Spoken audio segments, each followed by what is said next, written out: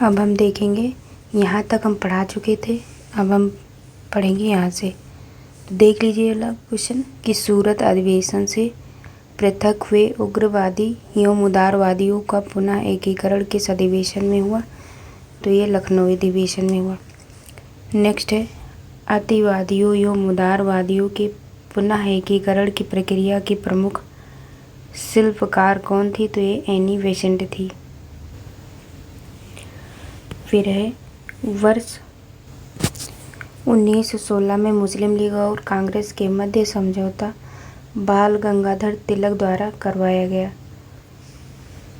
कांग्रेस के 1916 के अधिवेशन जो लखनऊ अधिवेशन में लिया गया वह निर्णय था जिसके मुख्य दूरगामी परिणाम हुए। तो कांग्रेस द्वारा मुस्लिम लीग की पृथक निर्वाचन क्षेत्र की मांग स्वीकार। जो कांग्रेस द्वारा मुस्लिम लीग की पृथक निर्वाचन क्षेत्र की मांग जो स्वीकार किया गया था वो कांग्रेस के 1916 के लखनऊ अधिवेशन में लिया गया वह निर्णय था जिसके जो है मुख्य दूरगामी परिणाम हुए। नेक्स्ट है, मोहम्मद अली जिन्ना को हिंदू मुस्लिम एकता का दूत किसने कहा? तो ये सरोजिनी नायडू ने कहा। मालवीय मतलब मदन मोहन मालवीय ने कांग्रेस एवं मुस्लिम लीग के मध्य होने वाले समझौते का विरोध किया था। भारत में होम रूल लीग की अवधारणा आयरलैंड से ली गई है। प्रथम विश्व युद्ध के दौरान कौन सा आंदोलन भारत में लोकप्रिय हुआ था? तो ये होम रूल लीग जो होम रूल आंदोलन जो है वो प्रारंभ हुआ था प्रथम विश्व युद्ध के दौरान। अप्रैल 1916 में तिलक ने पूना यानी कि महाराष्ट्र से होम रूल आंदोलन आरंभ किया था, जबकि एनी बेसेंट के नेतृत्व में सितंबर 1916 ईस्वी में अडेयार यानी कि मद्रास से होम रूल आंदोलन प्रारंभ किया गया। फिर एनी बेसेंट ने किस साप्ताहिक पत्रिका के माध्यम से स्वशासन की मांग की? तो हो जाएगा कॉमनवेल्थ। आगे है अगर होम रूल आंदोलन की बात करें तो ये 1916 ईस्वी को प्रारंभ इस आंदोलन के समय भारत के वायसराय लॉर्ड चेम्सफोर्ड थे। होम रूल आयरलैंड का शब्द है। होम रूल का अर्थ होता है स्वशासन। सर्वप्रथम आयरलैंड में होम रूल लीग की स्थापना रेडमांड द्वारा की गई थी। अगर हम बात करें होम रूल आंदोलन तो एक एनी बेसेंट सितंबर 1916 ईस्वी में और क्षेत्र इसका था मद्रास और तमिलनाडु। इसका मुख्यालय अडयार और मद्रास था। ये जो है अखिल भारतीय स्वरूप था इसका और इसमें सचिव थे जॉर्ज अरुंडेल। इसका उद्देश्य था स्वशासन की स्थापना करना और प्रचार माध्यम जो हुआ था वो कॉमनवेल्थ व न्यू इंडिया के द्वारा हुआ था। ये एनी बेसेंट द्वारा। अब हम तिलक द्वारा जो होम रूल था वो अप्रैल 1916 में किया गया। इसका क्षेत्र महाराष्ट्र और कर्नाटक था। मुख्यालय इसका बेलगांव कर्नाटक था।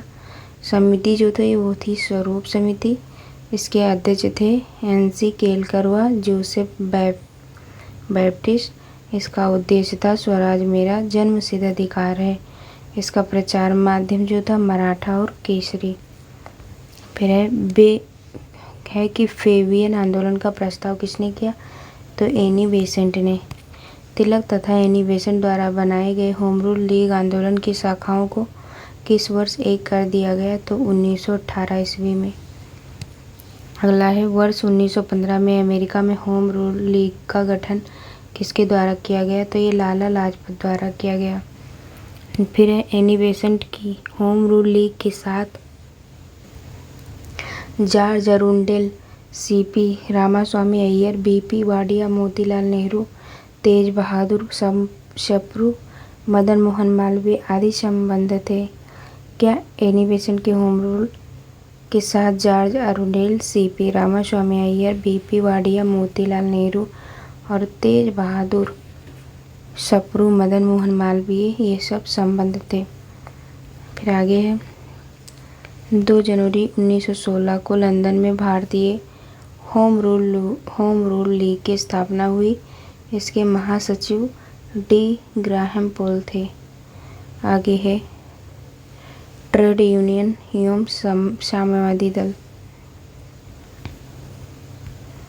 अगर हम बात करें वर्ष 1890 ईस्वी में गठित भारत का प्रथम मजदूर संगठन बॉम्बे मिल हैंड्स की स्थापना किसके द्वारा की गई? तो ये NM लोखंडे के द्वारा की गई थी। क्या है?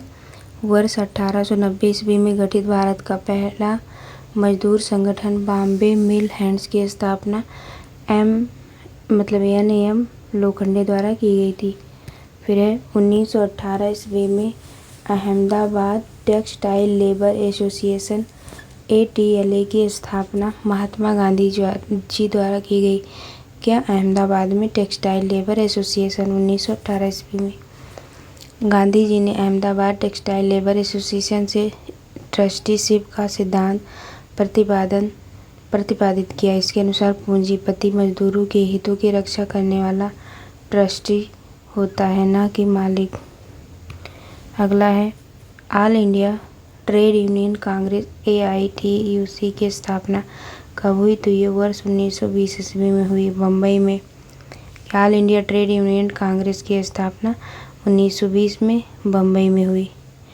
ऑल इंडिया ट्रेड यूनियन जो कांग्रेस के संस्थापक NM जोशी थे। क्या? All India Trade Union Congress के संस्थापक कौन थे? NM Joshi. Lala Lajpat Rai All India Trade Union Congress के प्रथम अध्यक्ष थे। फिर है वर्ष 1929 ईस्वी में नागपुर में संपन्न all India Trade Union Congress की अध्यक्षता जवाहरलाल नेहरू द्वारा किया गया। क्या है? वर्ष 1929 में नागपुर में संपन्न all India Trade Union Congress की अध्यक्षता जवाहरलाल नेहरू द्वारा किया गया। मई 1947 ईस्वी में स्थापित Indian national trade Union Congress INTUC की प्रथम अध्यक्ष जो है वो वल्लभ भाई पटेल के द्वारा की गई। फिर रूस में कम्युनिस्ट इंटरनेशनल की स्थापना मार्च 1919 में की गई थी। फिर हम देखते हैं प्रमुख कारखाना अधिनियम।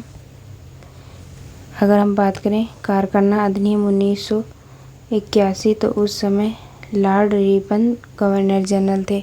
कारखाना अधिनियम 1991 ये लॉर्ड लैंसडाउन जो है वहाँ के वो थे गवर्नर जनरल।